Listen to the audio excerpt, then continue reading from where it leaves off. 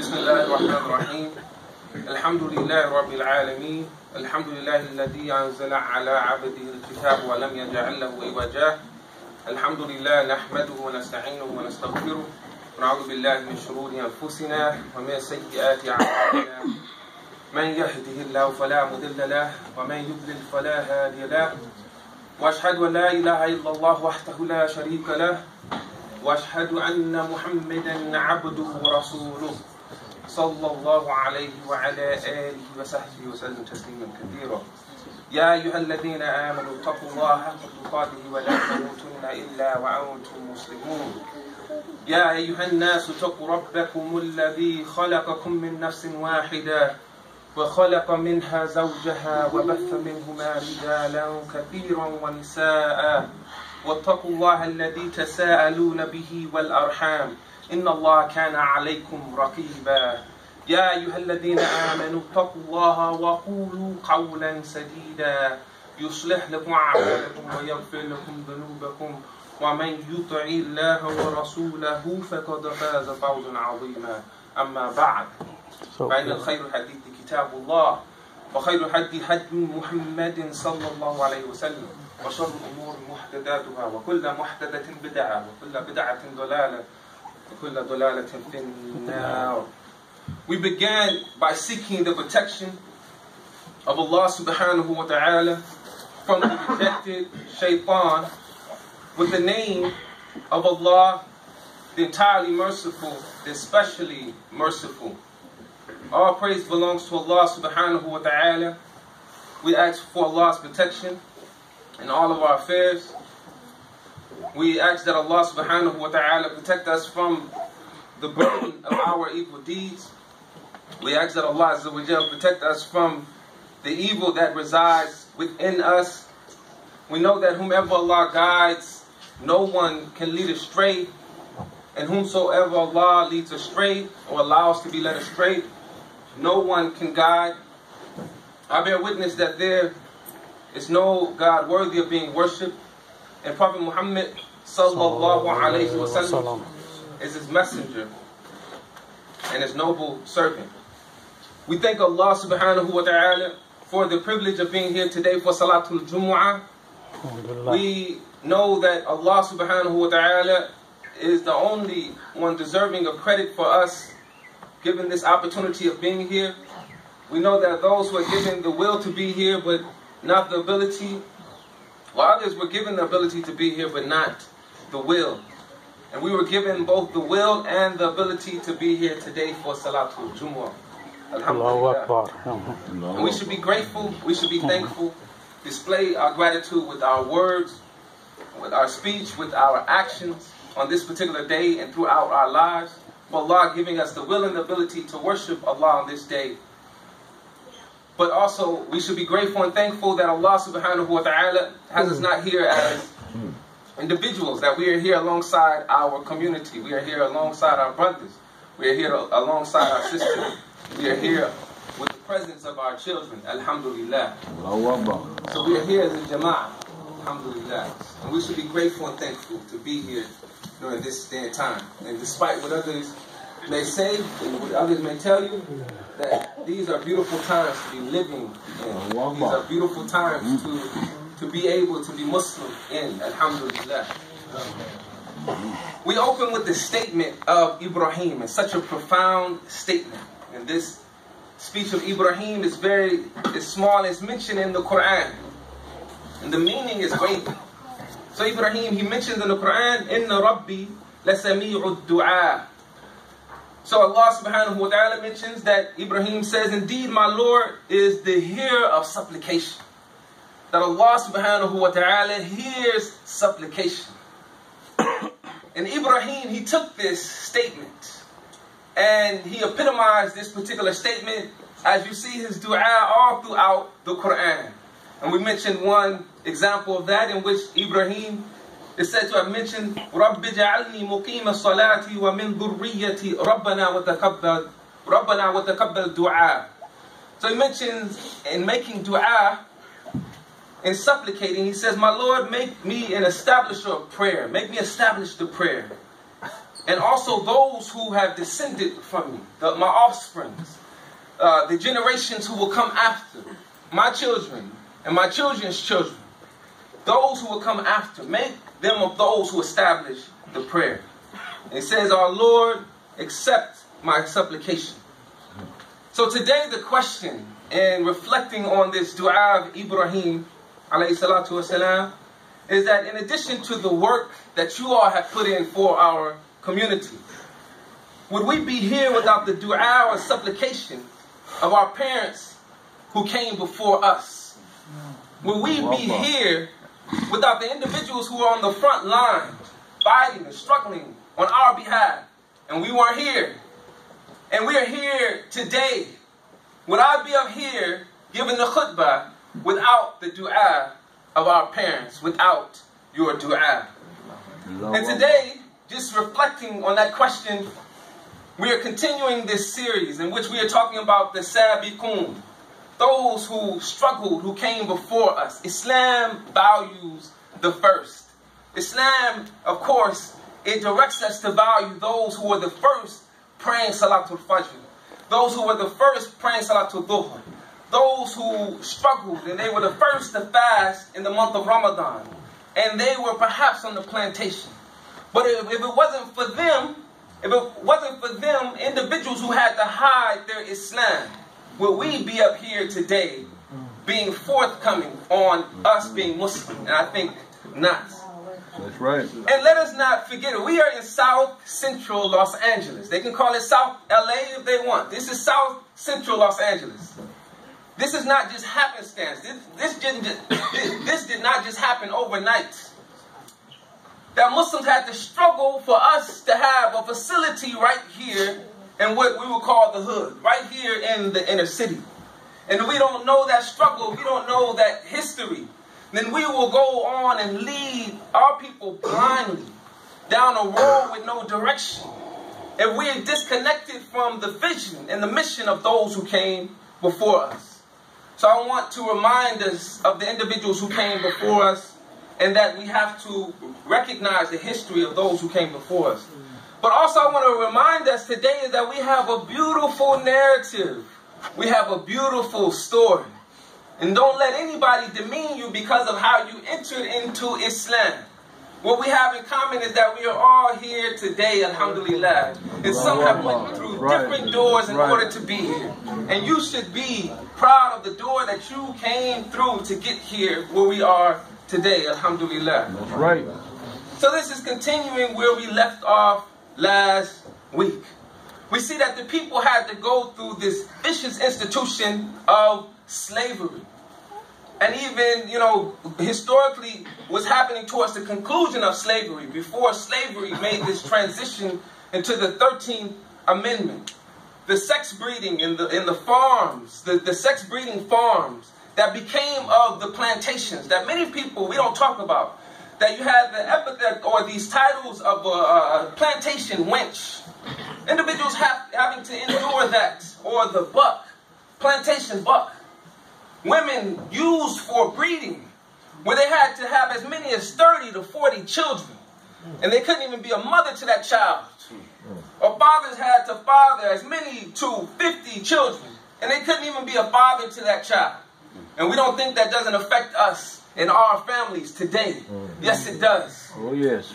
So we have a resilient people who had to overcome this bondage, slavery. And then transitioning, of course, after Civil War and Reconstruction to Jim Crow.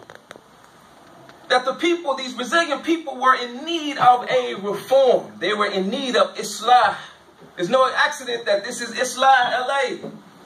That the people were in need of a reform. There was a need of the people. They had been beat up by these brutal institutions.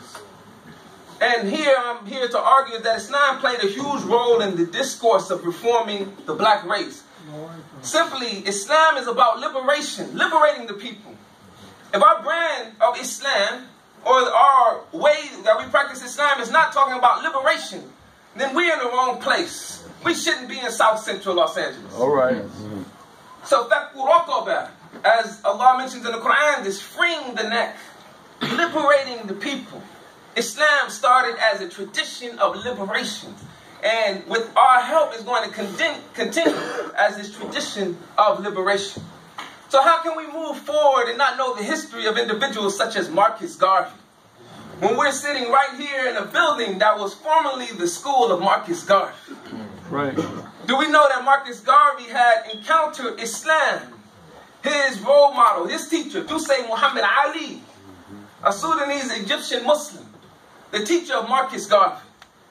And here we're sitting in the building, formerly, that was a formal institution that was motivated by the works of Marcus Garvey.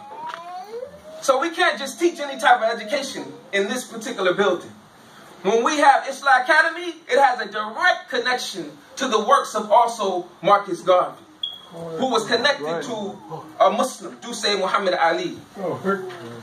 So you had individuals that we have to recognize, like Edward Wilmot Blyden, who began this discourse about Islam being better for black people than Christianity. This is a bold statement to make. That Christianity was a religion that didn't recognize the resilience of black people. That Islam had a tradition of liberating black people. And he recognized Islam as a better religion for black people.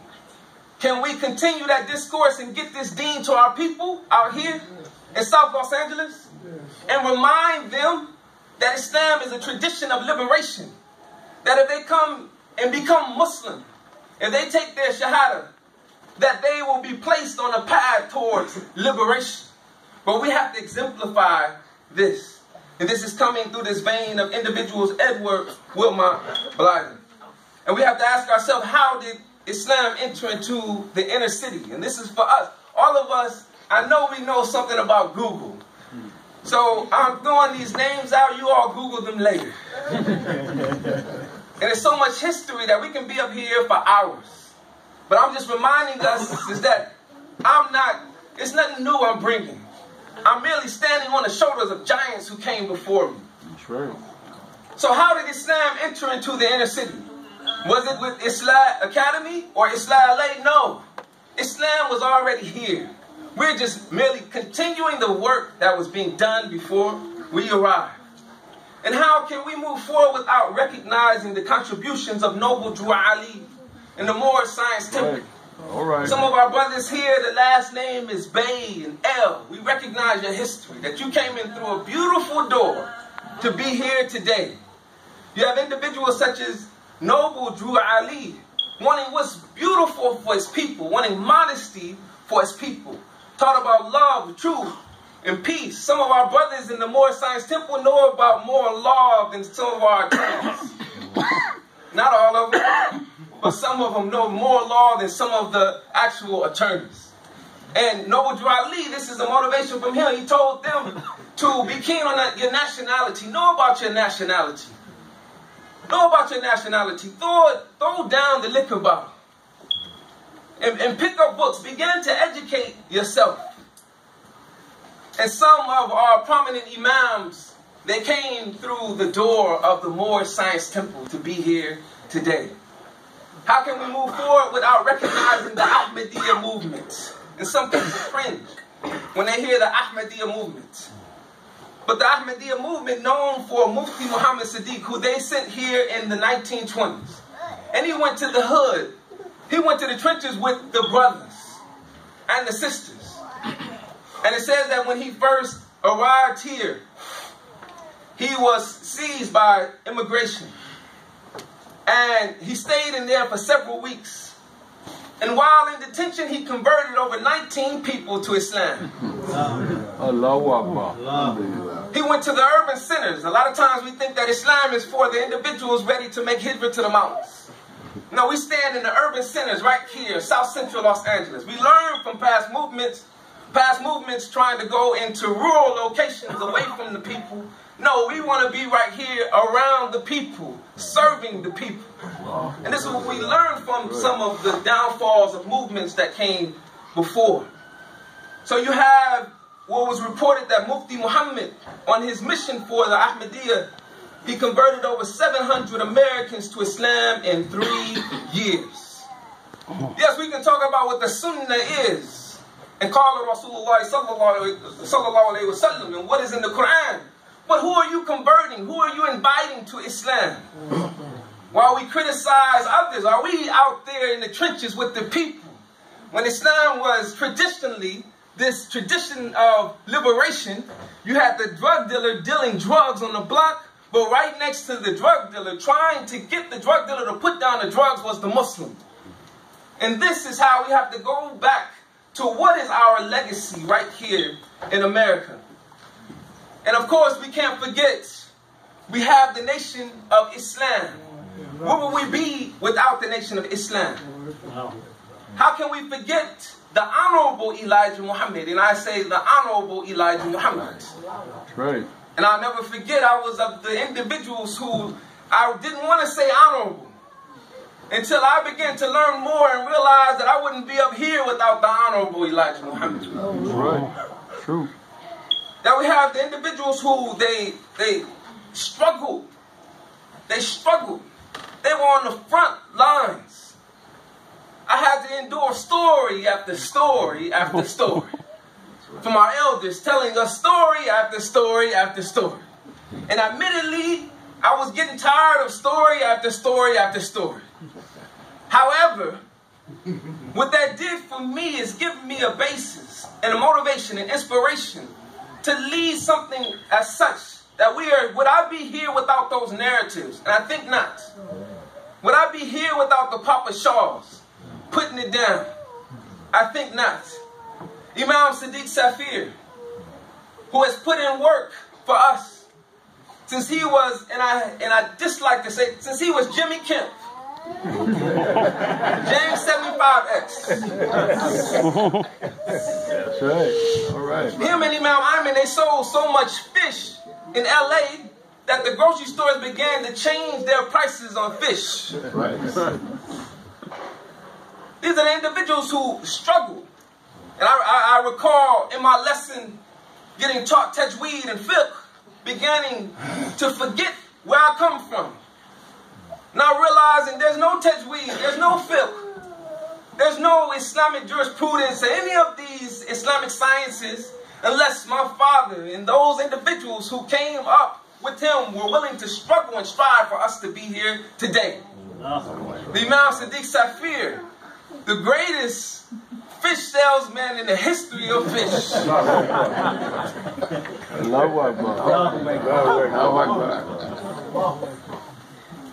And I say that out of pride. I say that this is what paved the way for us to be here.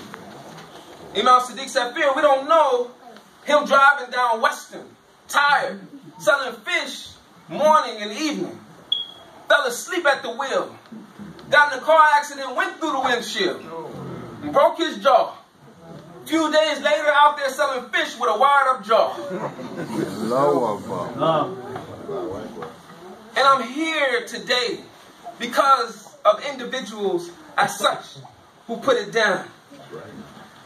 Imam Warduddin Muhammad, W.D. Muhammad, rahimahullah, may Allah have mercy on his soul. What would we be without him initiating the greatest mass conversion in the history of mankind? In 1975, having the courage to stand up. That's right. The FOI wasn't no joke. That was no joke. He put his life on the line for that mass conversion. You're talking about an individual who had the courage to say, remove the chairs from the masjid and began performing salah. Who taught us also how to remain Muslim, but also hold on to our identity as people, as African American people, as black people. And this was huge for us, and also teaching us how to make Islam practical right here in America. What would we be without the struggles of Imam Warduddin Muhammad? And we have to recognize some who went through the door of Allah's nation of the 5%ers. How they were able to penetrate this hip-hop culture. How were they able to have the first rapper saying Allah on wax? Went through the 5%ers. And we may look at that as small, but that's huge. Before all of this studying or whatever, I was a young child listening to hip-hop. And I would get inspired hearing Nas and Lauryn Hill saying, Bismillahir Rahmanir Rahim. It was before all this discourse over whether music is haram or halal, which is left usually for the scholar. But what about the young children? As I had some of my students, we're studying the Arabic language, and one of the local rappers, Nipsey Hussle, was here, was visiting for an event. And one of the young students, who I would look at and not really think that he listens to Nipsey Hussle, but he said, Imam Jihad, Ustad, what time does Nipsey Hussle arrive? So this is our reality, that we have to be right here on the ground in order for Islam to be in this popular culture. In order for individuals to say Assalamu alaikum right here in our speakers. That is not always, the people aren't always in the masjid. And then we have to look at the reality of that. So we have this phenomenon of Islam and hip-hop. And of course we cannot forget to recognize also the Sunni movements, the Hanafi Madhab movements, who brought us Kareem Abdul-Jabbar, formerly Lu'a Cinder, going through that particular door. What about the Dar, as they call it, the Dar Islam movement? What would we be without the Dar Islam movement? And Imam Luqman has been here on several occasions. And his life was taken. His life was taken. And he was accused of something that he didn't do. But he is one of our pioneers that put it down for us to be here today, Imam Jamil Al-Amin. Anyone who chooses to do activism right here in America and we don't know about Imam Luqman and Imam Jamil Al-Amin, then something is wrong. Because we have to have a connection to these individuals. You see, the Dar was started by some of the first Muslim activists. You're talking about it's founded by men transitioning from the Black Power movement. And how they were able to tell their people we need to train in martial arts. We need to pick some of that up. Some of us, we getting overweight. We need to bring that back into the ranks. It takes us being connected to our history. And we have, of course, the Mosque of the Islamic Brotherhood, which is continued now by one of our elders, Imam Talib Abdul Rashid, who he's following behind an individual, Sheikh Khalid Ahmed, who coincidentally he came through the Moorish Science Temple also. It's all connected. It's all connected. Right. You have these prominent movements that we have to look at. This is what I'm calling us to, is that we should look at historically what has taken place before we arrived here, in order for us to have appreciation, in order for us to continue to be inspired. We have to continue to look at the great movements, from the Sunni Islamic movements, other movements that were unorthodox. We have, for example, with us here, who are constantly here, the brothers are constantly supported. You have the Jumu'ah of the Sheikh Uthman ibn Fudi, which is, you have the works of Sheikh Muhammad Sharif, who he went and he studied and he brought it back to his people. He didn't forget about his people. And now the brothers, they study. They inspire us to study, to get our ijazah, to have connection to the tradition. What will we do without our brothers from the Jamaat, who they in 1985 established the Senkoy Institute of African Islamic Studies? And we have to continue to recognize these different doors that we have came in through to accept Islam. Some of us have came through the door of the prison. Don't be ashamed of your history. That's a beautiful history. That's right. Some of us have entered through the nation of Islam. Don't be ashamed of your history. That's a beautiful history. You wouldn't be here without that struggle today. Without that struggle that people had to go through before you. Some of us have entered through the Ahmadiyya movement. And we have to highlight these struggles.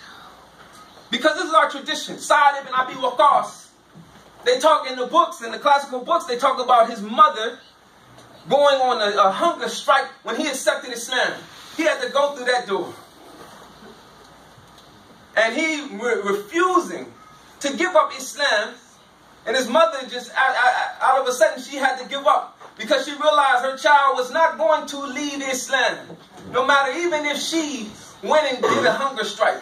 That he was in love with Allah subhanahu wa ta'ala, the creator of his mother. He went through that door. Umar bin al-Khattab, on his way to kill the Prophet sallallahu alayhi wa sallam. Umar bin al-Khattab, he talks about his history. How he was traveling and he had a god that was made from oatmeal. And they became hungry. And that God was no longer in existence. He talked about having to, he murdered his own baby daughter. How his daughter was reaching up at his beard. He talked about his history.